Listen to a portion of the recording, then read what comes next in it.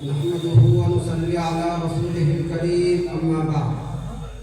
فأعوذ بالله من الشيطان الرجيم بسم الله الرحمن الرحيم واتقوا فتنة لا تصيبن الذين ظلموا منكم خاصة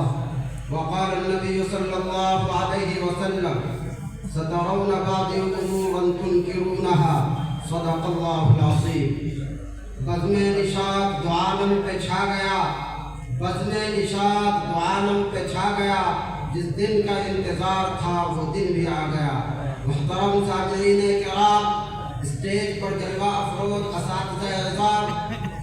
اور عدل و انصاف کے بیکر حکم صاحبان اور چمنستان مظاہر کے نوشگفتہ پھولوں ہم دور جدید کو شرور و فتن کا دور کہیں گے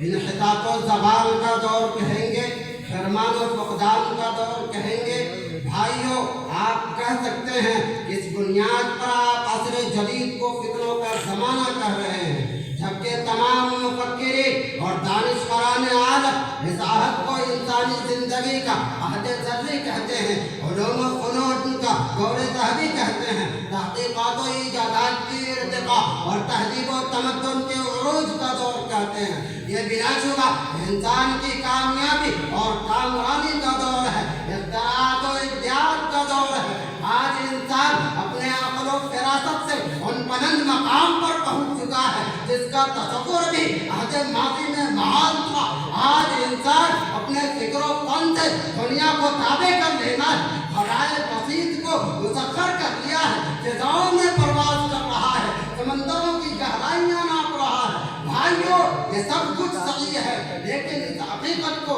تسلیم کرنا پڑے گا کہ دور جدید فتنوں کا دور ہے نت نئے فتنے جنم لے رہے ہیں انسانیت کی تدلیل ہو رہی ہے شرافت و انسانیت کی دھجیاں اڑائی جا رہی ہے نہ دینیت نہ مذہبیت عبادیت الحاد و ارتداد اپنی تمام تر رضالتوں کے ساتھ پھیل رہی ہے اگر ہم یہ کہیں کہ نیا دور نئے فتنے لا رہا ہے جاہلیت نئے روپ میں ظاہر ہو رہی ہے حیوانیت نیا جنم لے رہی ہے شرک کی ہزاروں قسمیں نکل آئی ہیں اور طاغوتی طاقتیں نئے نئے فرعونوں کو پیدا کر رہی ہے مغرب میں انا ربکم الاعلی کہنے والوں کی کمی نہیں ہے صلیبیوں نے پھر سے سر اٹھانا شروع کر دیا یوگوسلاویا میں سرد چرندے اوسیلیا کے حریت پسند مغلوب مسلمانوں پر گدھوں کی طرح ٹوٹ پڑتے ہیں انتہا پسند ہندو اسلام کو بے خوفن سے اکھاڑ پھینکنے کے نئے طریقے سوچتے رہتے ہیں مسلمانوں کو ہلاک و برباد کرنے کی نئی نئی راہیں تلاش کی جا رہی ہے الغرض مشرق سے لے کر مغرب تک شمال سے لے کر جنوب تک بین الاقوامی پیمانے پر اسلام کے خلاف سازش ہے فتنے ہیں اسلام سوچ ایمان سوچ انسانیت سوچ فتنے ابھر رہے ہیں عادیت الہاد قوم پرستی وطنیت قبائل علاقائی فتنے ابھر رہے ہیں اور نہ جانے اس وقت ایک ایسا فتنہ ابھر رہا ہے جو جہنم کے شعلے کے مانند بھڑک رہا ہے پورے اسلامی ملکوں کو جلا کر خاک کر دینا چاہتے ہیں صحابہ کرام مجاہدین اسلام ائمہ اعظام کے کارناموں پر پانی پھیر دینا چاہتے ہیں برادران اسلام ان فتنوں کا مقابلہ کرنے کے لیے ان شورشوں کو دبانے کے لیے